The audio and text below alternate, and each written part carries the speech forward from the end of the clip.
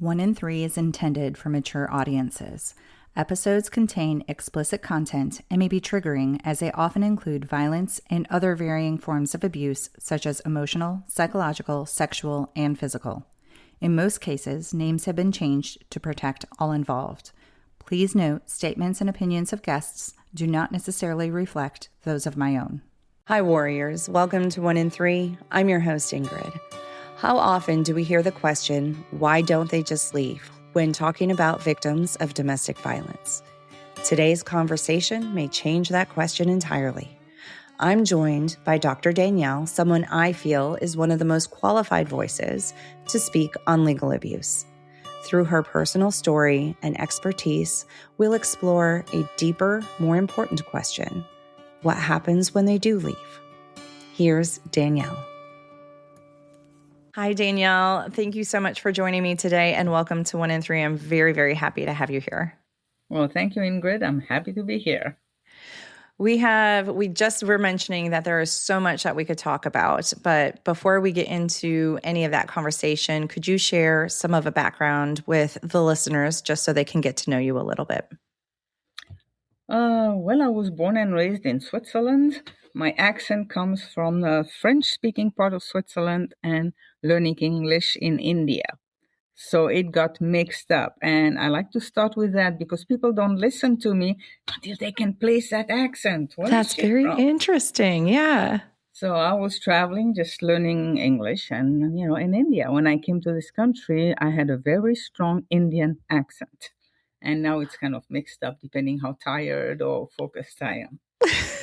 So that. And then I started, I've always been interested in how the brain works. I wanted to be a brain surgeon. My parents couldn't afford a study, so I went into psychology. And also I was diagnosed with skin cancer when I was 15 and I had surgery every 6 months. Then the Institute of Psychology told me, we're also teaching nutrition. Why don't you look into that?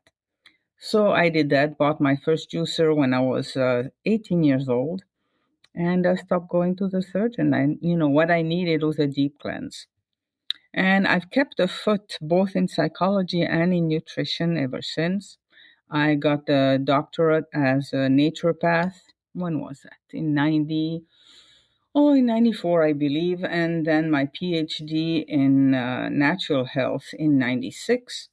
And my study was still in the brain, so I did it on the healing power of the mind. And, I got married in 80, had my first daughter in 82. I home birthed and homeschooled 7 children. But I didn't realize that I was living in an abusive relationship. My ex-husband was always telling me, well, you're European, you don't understand the American way. And we lived very isolated, so I didn't have anybody around to really compare. And when I was doing my ND or my PhD, I ended up looking into the power of the mind, what I could study on that. And I found a doctor in Mill Valley in California. And I listened to him say, that guy is different. And then I told my ex, I have so much digestive problems. I want to go see that doctor. And he agreed on that. And that doctor was amazing. And then I joined their group and I studied interactive guided imagery. And going back, I went to a client of mine and says, these people are like Swiss people. And she said, welcome to America. You've been in hell until now. So, yeah, eventually I filed for divorce and it got even worse. I remember visiting a colleague there in Mill Valley from the group, and we were talking about my practice and my studies, and, we were enjoying it. And then she says, well, how is it going with your divorce? And she said, it's like you just went like that. And she took an appointment with a therapist. And okay, we talked, and I didn't think much of it, but she gave me some books to read. And it was amazing. It was like that therapist was right in my living room, knowing exactly what was happening, because a lot of it was verbal abuse. And to me, I never considered that abuse. Yeah, because it's hard to understand it, right? Verbal abuse, and then you can't prove it necessarily either. And you cannot prove it. And the other thing, my ex came from a very abusive family. He saw his mom in the hospital many times. I was told when he was 12 years old, they found him in a tree with a gun. He was going to kill his stepfather. So he came from a very bad background. I was lucky. I had wonderful parents. They were married for 65 years until my mom passed away. I never heard them argue on anything. They talked. They had different points of view, but there was no violence, and they were very supportive parents. So I thought when I met him and I learned about his background, I thought, well, maybe I can help him. And basically, I married him because I felt sorry for him. And 20 years later, I was the one that had a lot of health issues. And I didn't know why. Now, his mom was beaten so people could see it. He would rape me and do verbal abuse. And I was isolated, living in the forest alone with my kids and dogs. And I didn't know any better. Did he verbally abuse the children too? Yeah, he came home from work around 4 o'clock, and we were playing with the kids and doing the homework. He came home and everybody disappeared in their bedroom. So they were afraid of him. And I was terrified of him. Yeah. And how old were they when you filed for divorce? My youngest was 5, which means my oldest was 17. Okay. And I mean, abusers have a great way of making sure they look fantastic to everyone else in the world. Did the children, I mean, they would hide when he would come home, but when you filed for divorce, did they understand? Did they take sides? Did they try to stay neutral? Well, I never talked badly about their father. They saw what was happening. And once they turned 18, they left and never talked to the father again for years. And now my 2 youngest are kind of still talking with them, trying to have a father. But the others know they know. And, during the divorce, I learned that he had been or still was a pedophile. He had raped his younger sister for 8 years, had molested another one. Was he ever prosecuted for that? No. I mean, there were, I tried to go back, but for some reason, nothing was ever done. But I know his sister had so much problem. I think she's been married 4 or 5 times, divorced into drugs. And when we went to visit, very rarely did we visit the family, his family. And she would hide. She would not come, talk with us. And then when we were at some point in the divorce, the judge gave custody of the girls to me and custody of my son to the father. Okay, so how did that happen? Because that's what I don't understand. That's the part that always these parts of the story make me angry. No, things in divorce. I get so frustrated with this. Yes, it is. And then the father was asking custody of the youngest one, and that sister manifested. I hadn't seen her for like 18, 20 years, and she wrote a letter to the judge saying, don't give him custody of the youngest one because he raped me. And she detailed what he did to her. And 6 weeks later, he had full custody of all my kids. And I didn't get to see them for 2 years. I was supposed to have supervised visitation. He was supposed to arrange them. He never did. How many years? 2 years. Oh my gosh. So 0 contact. Were you able to did they they were teenagers. One of them would sneak out and had a cell phone and contacted me and said, Mom, I want to die. I can't live like that. And there was nothing I could do. They run away twice. And how did that go? The first time they ran away, they went. Okay, I didn't know he had raped his sister. I received the letter in the morning. She gave me a copy of what she sent to the judge.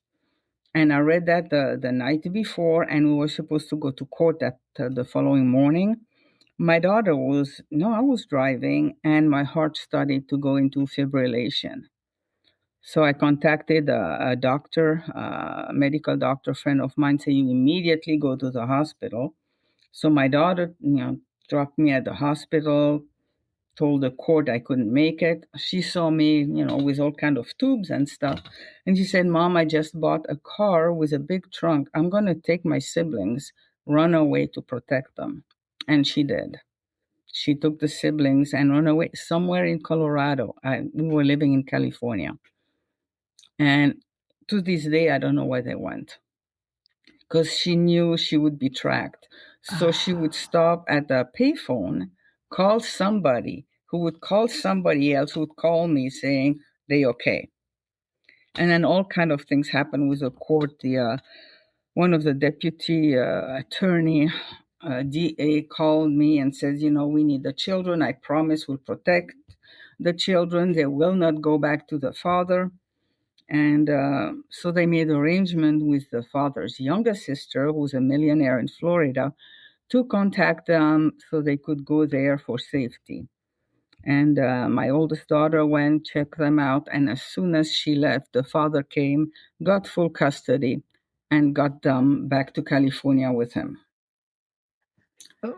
Was this the younger sister of his that he had raped, like the one in Florida? No, it was the youngest one he had not raped. Oh, okay. Yeah, okay. He has 2 brothers and 3 sisters. He raped the oldest sister. He molested the second, but he didn't do anything to the third one. And then they made up a whole story that it wasn't true, that never happened. But the way she wrote her letter makes me believe that it was true because the things he did to her, he also did to me. So anyway, they went back to him, and that was a huge shock. And a few weeks, months, I didn't go back to my timeline. He accused one of my daughters of having stolen a purse in Florida. And she said, no, she didn't. And he was, I don't know, was accusatory. She was terrified. She got a knife. She called the cops, said, I'm afraid of my dad. Please come help. The cops came, handcuffed her, put her in the back of a police car, drove her to a psychiatric clinic where she spent a week. Oh my gosh. Were you notified when that happened? No, I was notified later on they were in contact with my oldest daughter, who was in her 20s at that time. And she went there. She told me, the doctor wanted to give me medication. And I told him, I don't want any medication. It's not going to change the situation. And then he was also threatening to put the 2 younger ones there if they didn't obey him. So my oldest daughter, daughter number 1 and 4 took a car and went to see their sibling in the psychiatric clinic.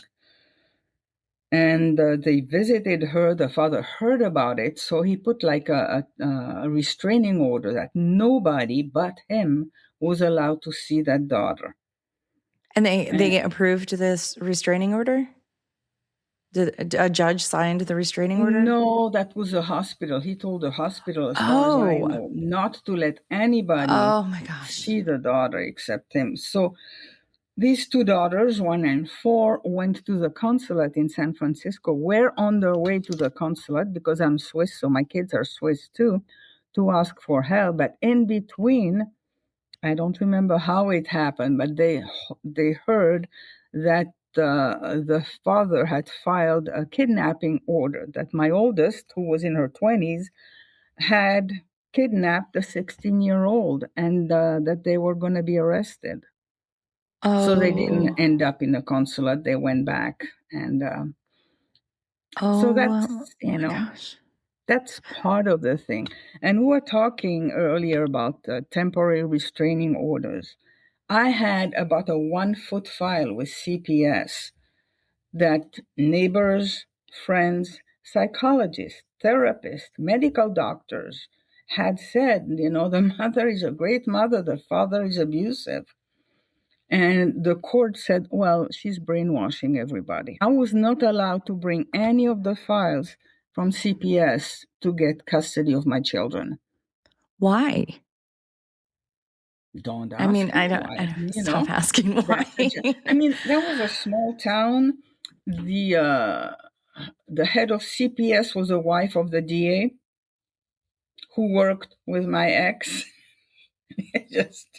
He didn't need an attorney finally because the DA was his attorney. This is so awful. So that's what legal abuse is. Things go totally awry. And when we go to court, when we start, you expect the judge to protect your children. And then it spirals out of control, and you made to believe that you're the crazy one. Yeah. Well, and you're just protective. And of course, like, you might feel even a little crazy because you can't understand how this is happening. And all you want to do is protect your children. Yeah. And they send us to a therapist to make a custody, the custody recommendation. And I didn't realize that until later, but I had a client at that time that was referred to me because she had lost custody of her 3-year-old. And the father was a known alcoholic and drug abuser. And my whole thing was, what did the judge see in her that I can't see, because she seemed to be a great mother? Well, 6 months later, I had a report from the same psychologist for custody. It was a 13-page report.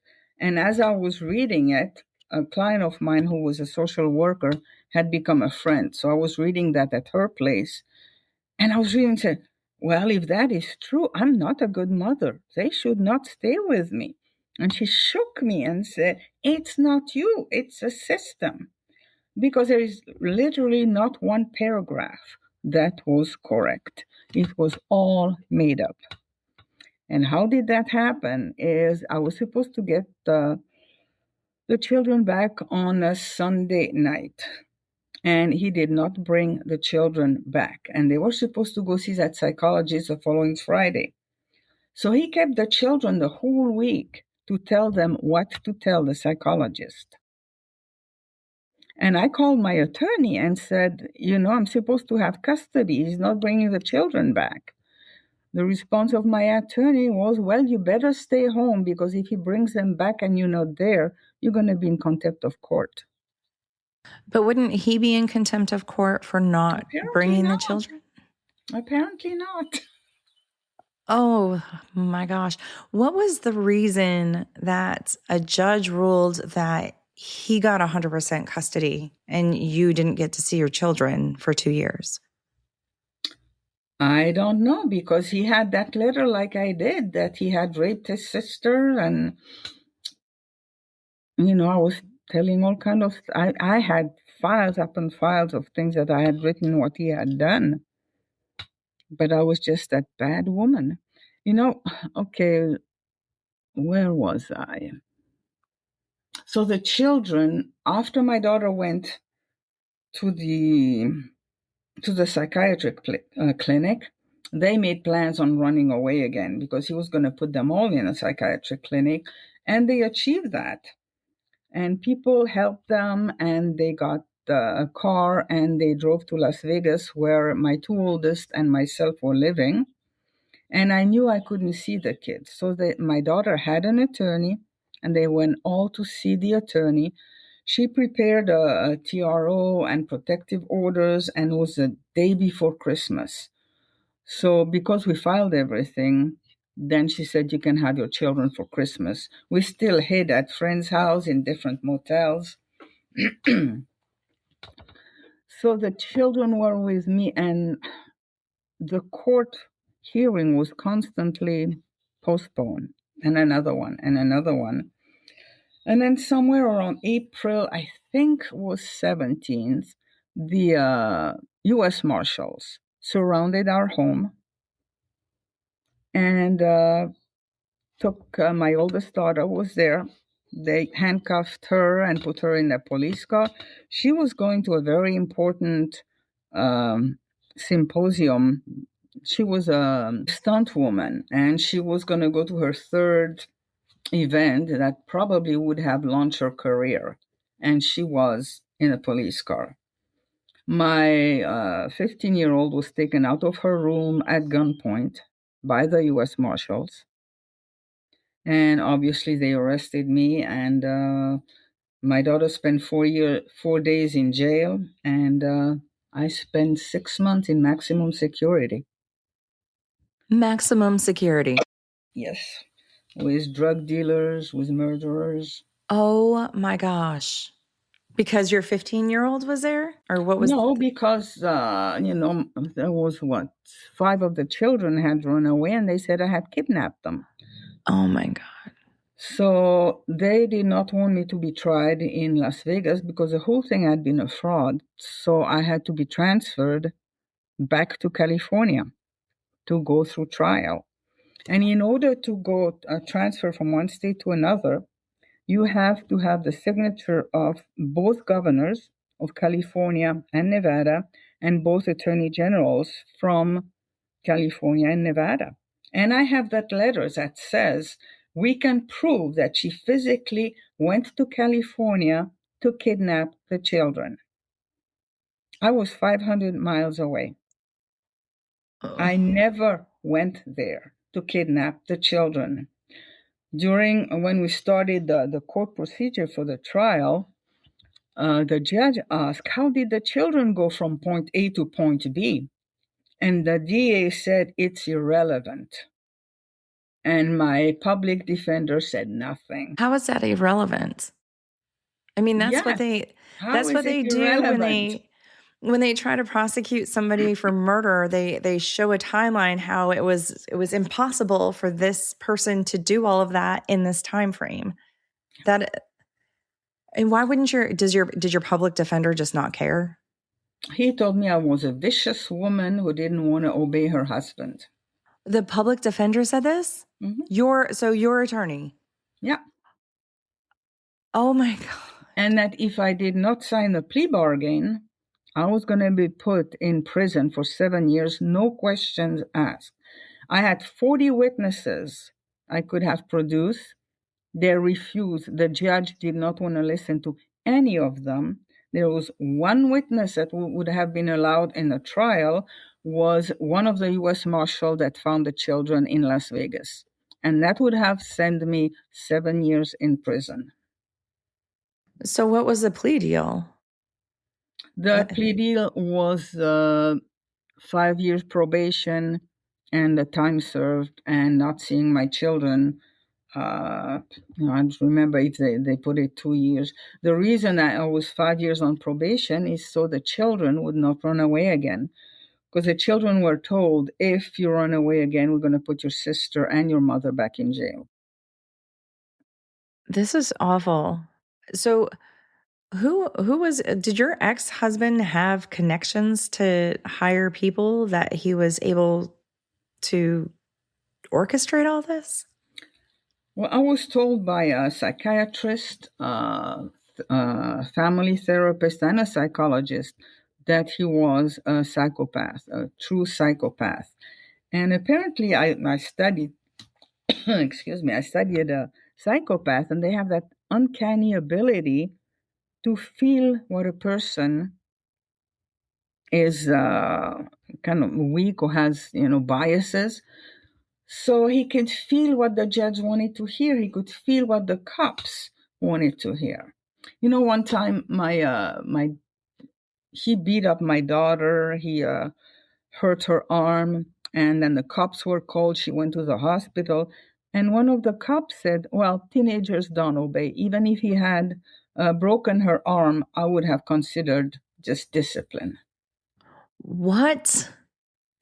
So, and then other cops sometimes came to help, and they said, we'd love to help you, but the judge is God in this county. And, if I try to protect your children, I'd lose my job. And I have a wife and 2 or 3 children. I can't do that. So even on the rare occasion you had somebody that recognized that you needed help and you were not this horrible person they were painting you out to be, they were too fearful for their own safety to do anything. How do you cope with, like, did you stop fighting or did you continue? No, I continued fighting until all the kids were 18. So what's interesting, there was another judge. So I decided, okay, I haven't seen my kids for 2 years. Let's try this judge. And he gave me custody back, which, was kind of amazing. But he told the children they'd have to go for a weekend every other month, spend time with their father, because he wanted the children to have a father. So I lived in Las Vegas. He was still in California. So every 2 months I brought the children, stayed with friends. And the judge had said after, a year, if you don't want to go, you won't have to go. Well, the year passed, we went back, and the judge said, yeah, that didn't work. Now let's try to get you there every month. And I want the mother in court also every month so we can see how the situation goes. Now, my son is a dwarf, so it's easy when you see a dwarf to think that he's not mentally quite there. Well, my son was very sharp, but the father put him in a special ed, saying he can't do anything. And okay, so he was in special ed in 6th grade. I got custody for a year, and he had to take the public school end of year event in Las Vegas. He didn't need special ed anymore. He went from 6th grade to 8th grade in 1 year. We went back to court, and I was, so happy to show that to the judge. Would you guess what he said? I don't want to know. I mean, I do, but the state of Nevada must have cheated on the test. Therefore, we're going to put the son back with the father so he gets a proper education. What? So now the whole state is colluding against it just, yeah. What? And then my son went to school like half a day a week. The rest of the time he was alone in a house watching movies. And I went to a parent-teacher conference on the phone, and the kid they were talking about was not my kid. He can't read, he can't concentrate, he can't do this, he can't do that. And he was brilliant. This is so sad. So, yeah. That's what legal abuse is when the whole world goes upside down, and we are not prepared for that. And anybody you talk to, they will say, well, you should just get along for the sake of the children.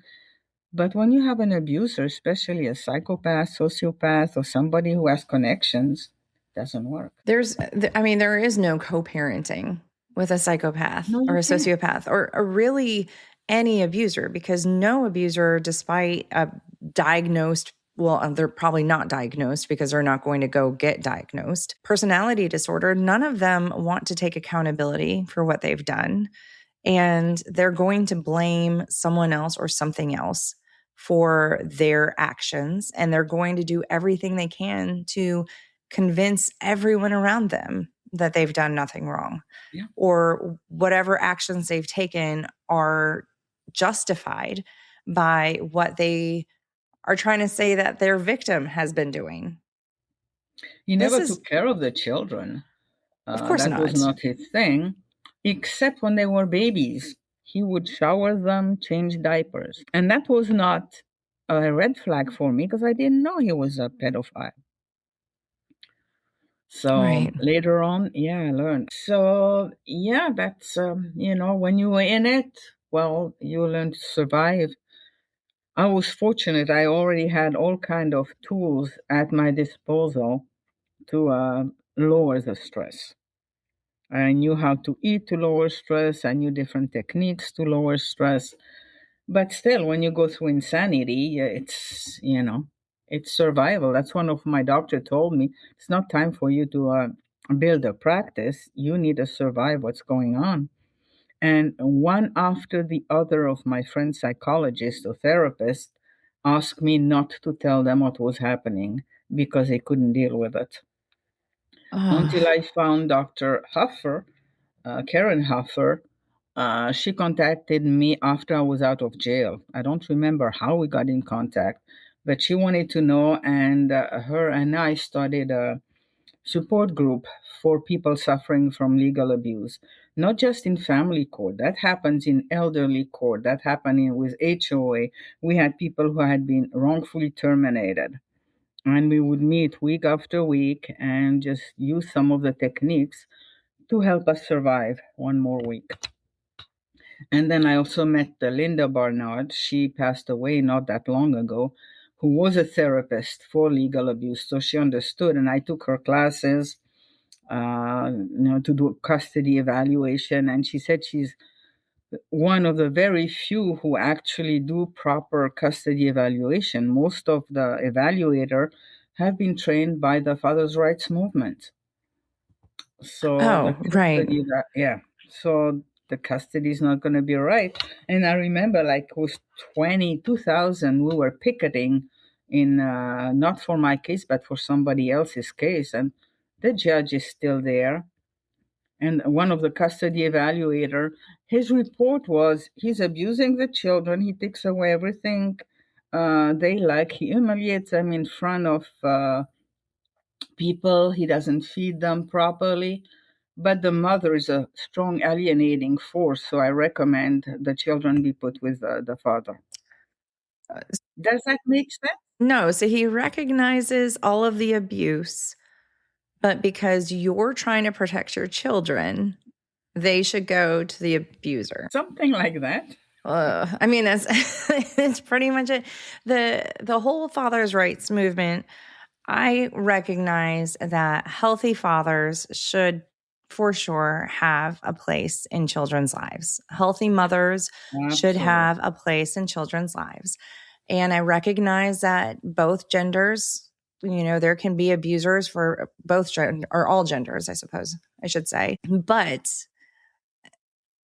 and I also know that there's studies that show that children do better when they're exposed to both parents. But again, that's healthy parents.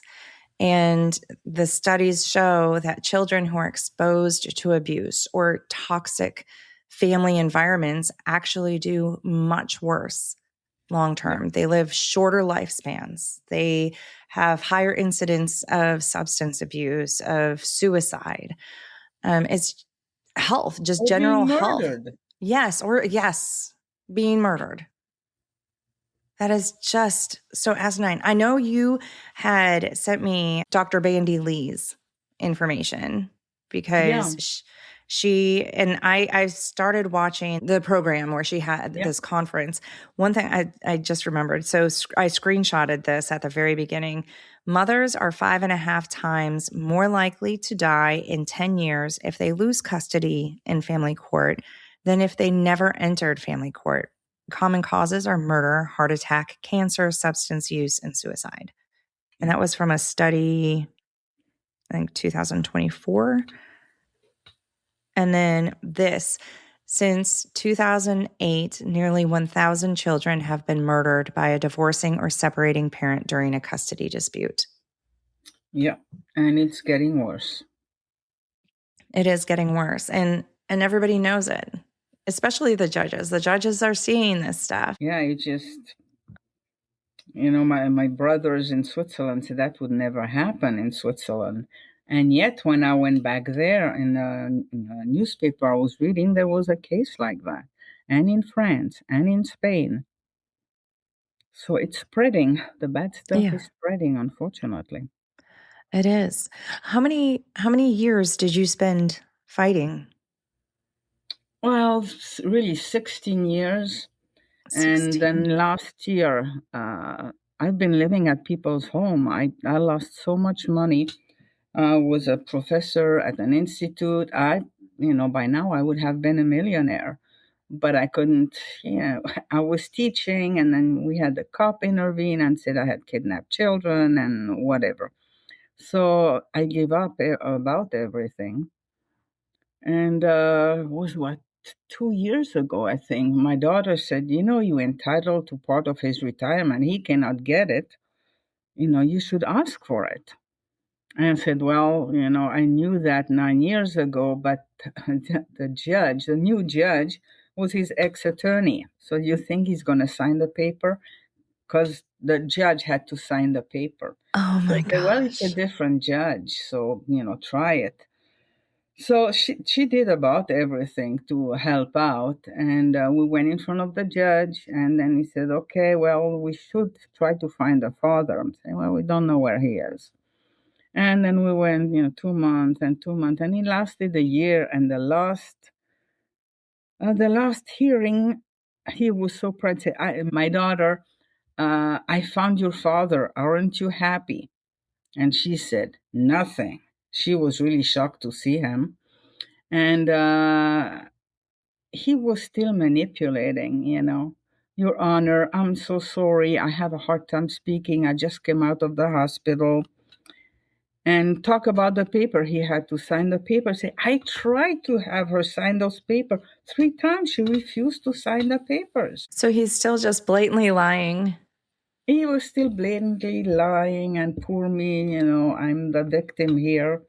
But anyway, so everything got signed, and I got a little bit of money that allowed me to have an apartment finally after 20 years that I had been living at my, at friends, at my children's place, or being just in my car. And it's so hard. Like, I don't want people to feel hopeless, but it is difficult. Like, you have to also be armed with the knowledge of these kind of situations to know you don't want to go in with you want to go in with hope, but you also need to go in with a recognition of what can happen. Yeah, and I don't know that anybody has that. They say, no, that's not true. That's not possible. And I worked with many different cases. I became an ADA advocate. And then I quit because I saw so many, different courts. It's all the same thing. The protective parent is, being manipulated. And, my last case was in Colorado. I was helping a woman. As an advocate, I'm supposed to sit beside her to monitor her state. And if, she gets emotional, then I can speak for her. And usually in court, you have the defendant and the accuser are, separated. There she was there, and the father was right behind her with 2 of his attorneys. And then CPS was there with their attorney against the mother. It was horrible. It was like an inquisition court. And she spent 1 year in jail because I was new on the case. I didn't get through everything, but my understanding is she had tried to get a GoFundMe account and had told about the situation without giving name. There was no name. If you didn't know the situation, you would not have known. But apparently a judge had asked her to remove that from Facebook. And she was living up in the country where she didn't have internet, so she did not remove that right away. So she was in contempt of court, and that's why she ended up 1 year in jail. And the father was an abuser. She had found the journal of her daughter stating what he was doing horrible things to these kids. But again, the father was a high power guy. He had attorneys that he was paying. He had 2 attorneys, I think, paying $1,000 an hour, and she had no chance. She had problem with cancer and needed specific treatments. The judge says no, she doesn't have cancer. Wait. She was diagnosed with PTSD. The judge says no, she doesn't have PTSD. And she had panic attack during the trial. The judge told her, I give you 5 minutes to, get back to your senses. If you have a panic attack, you cannot force yourself to go back to being normal, but only accused of on every side. So, I went out with her and we did some of the techniques, and she went back in court, but she was battered for 9 hours, telling all kind of stuff. And the father took the children out of their environment. They were not allowed to go to I think they were in dance classes. He totally took them away from everything.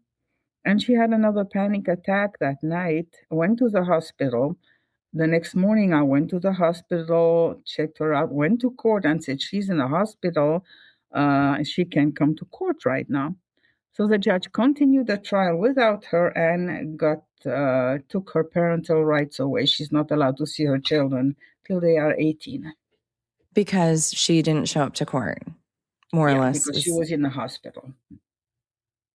So now a judge has a medical degree and a psychology degree, and they can say that you don't have. This is pure insanity. As an ADA advocate, I'm supposed to be protected by the DOJ. They have rules. When the judge asked me to step in as an advocate, I had the two lawyers that interrogated me for 20 minutes. That's illegal. They're not allowed to do that. I went through that. Then I went to the ADA coordinator there, and she said, there is nothing I can do. So I went to the state ADA coordinator, and her answer was, well, that's a judge's court. She can do what she wants. Then I went to the DOJ and explained what had happened, and I never got an answer. So there's nobody keeping the judges in line. They get to just... No. That's, I think, one of the big problems. And when I was in California, I helped to legislate, get new laws passed, and we went to the Capitol in Sacramento and picketed and let legislature know. But the judge don't follow the rules. I talked to some attorneys in San Francisco and Los Angeles to represent my case. And they say, we're not going in these little towns. The judge do whatever they want. But there it was, in Denver, Colorado. And that was the same thing. The judge does what she wants. And then even if you ask for an appeal or for a different judge, isn't it that judge that gets to decide? Yeah, that's the if judge. It gets moved to somebody else. Decide if he or she wants to recuse herself. What is interesting, when I was in jail, one of the gal was getting newspaper, and she showed me the newspaper saying, isn't that your judge? He had been accused of domestic violence and was jailed. And he was a head judge on domestic violence. But then the victim recanted and said, no, he didn't hit me. I just rubbed my face against the carpet. Yeah. But later on, got him on real estate fraud, and he was put in prison. The same judge who took custody away from me when I was in Las Vegas did the same thing to my daughter, and she lost her children with the same judge. What? So that's why, I help people to survive and then recover. I don't go to court because, to me, what's the point? I can, tell people what they can or cannot do in court maybe, but that's a waste of my time and their money for me to stand in court when the court is, they do whatever they want. There is no law. Oh my gosh. Well, let's talk about the good stuff that you do then. So how do you help? How do you help? I'm so frustrated with, and the part that's so frustrating is this is not an isolated story. This is not just your story, and it's not just your daughter's story or that other woman's story that you shared. I've been privy to hundreds of cases, and I know there are thousands. The number one thing is you need to get validation is so important. When I realized I was not the crazy one, that's the whole system that has a problem. And then you fight against the system. That's why I'm very hopeful with what Bandy Lee is doing, because she was able to have a huge conference in Washington, D.C. with, I think there were 4 state representatives there. So it's going to a higher level. Maybe something's going to happen before we're spinning our wheels, changing laws. And I stopped being in groups in Colorado because that's what they were trying to do, change the law, educate the judges. They don't need education. They know what's going on. Mm-hmm. And changing the law, they don't follow it. So I'd like to see judges accountable. And some judges actually end up, Maybe in prison too for what they did. Yeah. I mean, it's destroying lives. Absolutely. According to Karen Huffer, who wrote the book Legal Abuse Syndrome, it's costing taxpayers in the billions a year for all the health problems that protective parents are having for the children later on, having all kind of substance abuse, and it repeats a cycle. Mm-hmm. And then you can actually develop like physical ailments from the psychological abuse. Yeah, There's a lot of absolutely. autoimmune. Yeah, Mm-hmm. autoimmune. And I was talking probably every month or so with a lady that was going through that. She couldn't see her child, her son, and she was so excited he was going to be 18. She was finally going to reconnect with him. And she had been in the hospital for heart problem. And the last time I spoke with her, she said, I went to his graduation and said, hey, congratulations. He looked at her and said, who are you? And I never heard from her again. So that's, I don't really like to be with some groups and stuff. I was told too, your children going to be so grateful. I mean, you even went to jail for them. And it's not the case. Many parents, when the children turn 18, they just run away from the whole situation and don't want to be part of anything because many protective parents hope that when their children are 18, they will turn against the system.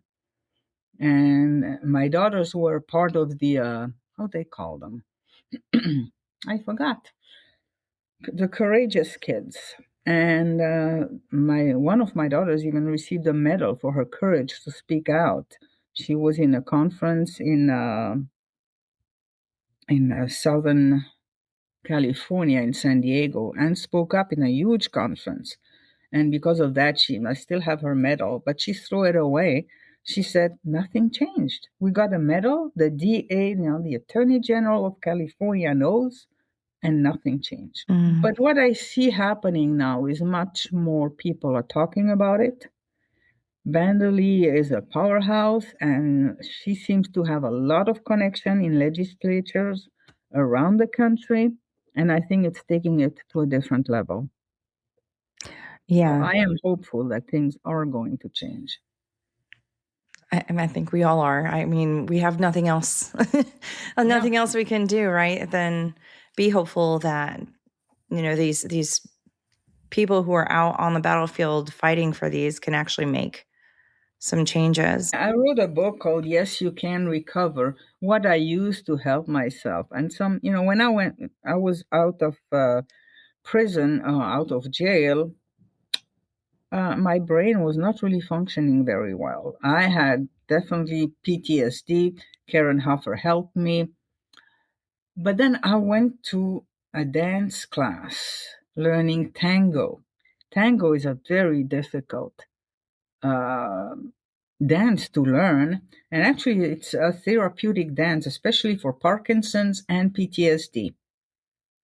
And I I did not remember know when that. a step would get difficult, my teacher would look at me and say, hey, come back here. Because every time something was difficult, I was just dissociating. I wasn't there. And it kind of forced me to, by learning tango, to stay present. And nobody think about doing something like that, but it's pretty simple. Well, not simple, but it's one thing you can do. That is interesting.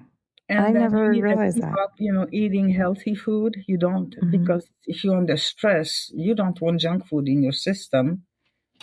And then I learned emotional freedom technique. I had done imagery for years, so I was using that.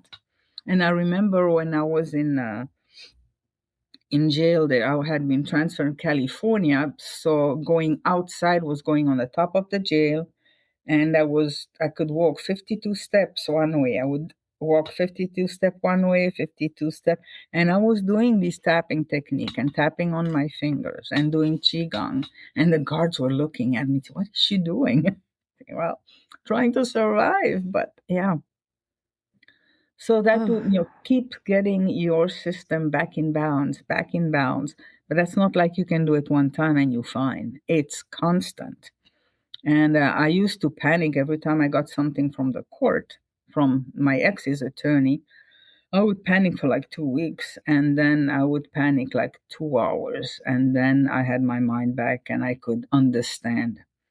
And then I did also, there was what is it? An app called Lumosity.com, and it's doing math equation, following little thing that forces your mind to do something and not think about what's happening, and it helps to restore uh, to restore a little bit of balance. And something too, you need to teach your mind to follow what you want to focus on and not go into awfulizing or catastrophizing. And some very easy things to do is, when you go for a walk, or even you in a car at a stop sign, for 30 seconds, you look at everything that's vertical. You force your mind to look at the vertical. And then you force your mind to look at horizontal. Huh. And you may not be able to do it for 30 seconds. But during that time, all the angst and everything is happening is not there. And you training your mind to the thoughts that you want to have. When I used to go to court, I would dissociate. So I wasn't there, but since I was my own attorney and not being there doesn't work in court. So I got the image that before going to court, I'm going to put on those lead shoes. It was just in my imagination. And the lead shoes helped me to stay present during the court. There's a lot of things like that. I probably know over 100 different techniques that can be used to, I wouldn't say you're thriving during it, but at least you're not going off the deep end. You keeping yourself from having the symptoms get too physical, and eventually you can recover. So is that something that you do with your clients now? I like to learn a lot. I used to have a 10-week a program that I did with people going to court, and some don't need 10 weeks and some need over a year. So now it depends. What I like to do if enough people are interested is just do like we had that support group, because we were going through the same thing. So why not work together? And just getting ready for court after court. What I noticed is with my clients, they could not make a separation between a fact and an emotion. I would ask, what happened, and they would get all emotional. And Dr. Karen Huffer came up with a debriefing circle, which I've been using a little differently. But you start by making a circle and give a title to what happened that day. I went to court on that day or something. Then you make another circle around it and you separate it and you write just the facts. And that is difficult for many people. The fact is, I had to be in court at such and such a time. That was a judge. These are the people that were present. There's no emotion there, just facts. And having to separate the facts from the emotions. And then we do another circle around it. And there you can talk about the emotion. How do you feel about it? I was angry. I was frustrated. I was hopeless. And then another circle is, what have you lost? Well, I lost my home. I lost my credit card. I lost credibility. I lost my job. And then the last circle is just the one thing, is where is that trauma located in your body? And I use the EFTs, the tapping techniques, on everything, and it's really helpful. I've learned a little bit about that. Can you just briefly go through what EFT is? Briefly, emotional field. I know, sorry. The idea is what happens to you impacts the energy system that we have in our body. And you've heard about acupuncture? Instead of putting needles, we tap with our fingers. So, this awful thing happened, this awful thing happened, this awful thing happened, this awful thing happened, this awful thing happened, this awful thing happened. And then either you say, this awful thing happened, or how did it make me feel? I was so angry. And then you go again, I was so angry. I was frustrated. And that kind of frees your energy system, your emotions on the moment, and it's less likely to impact your physical. That's, my belief on that. Because people that end up with immune problems or all kind of health thing, you can go layer by layer, layers, remove what happened, and they get better. So instead of, waiting until you're very sick, just, put a stop to that. Okay. And again, it's, what's happening is not your fault. I was looking for 2 years. What did I do to get that on me? But, maybe you're a strong person and you're there to help others. Who knows? Don't go too much into the why did this happen to me, because it's not very helpful. It's No. more, okay, how can you use this to be strong, to make a difference, to help my children, to help others? So if somebody wanted to use your services, how do they get in touch with you? Well, you get on my website and you can contact me. I'll talk with you for 20, 30 minutes. And I think the first time we talked for an hour. So, I put 20 minutes and then sometime I extend it and we just talk and see, how I can help you. And if you want to know more, you go on my website, healthwisdomacademy.com, and you can put /PTSD-LAS if you want to learn more about legal abuse.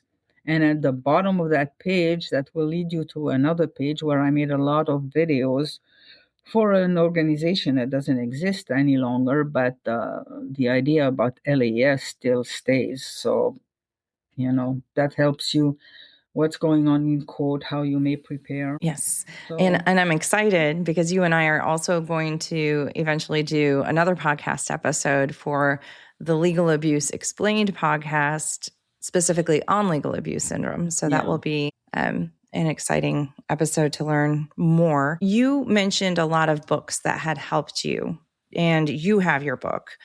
Are there any other books that you would recommend for listeners who are going through varying degrees of the legal system, parental alienation? The Legal Abuse Syndrome by Karen Huffer will help you. The books by, what was her name? Evans. What was her first name? All the books from Lundy Bancroft have been very helpful to me. And this one, Patricia Evans, that was verbal abuse. That's the one I read and said, this woman must have been in my living room, because it's just amazing. She knows what he said, what I said, and the whole dynamic. So for verbal abuse was an amazing book. And I bought all her books eventually. Okay. So in closing, I know you have so much to tell any victims or survivors or other listeners out there, but is there any takeaway or any lasting words of encouragement or wisdom you would like to leave? The nightmare will have an end. Hang in there. Don't commit suicide, which somebody said is it's a final solution to a temporary problem.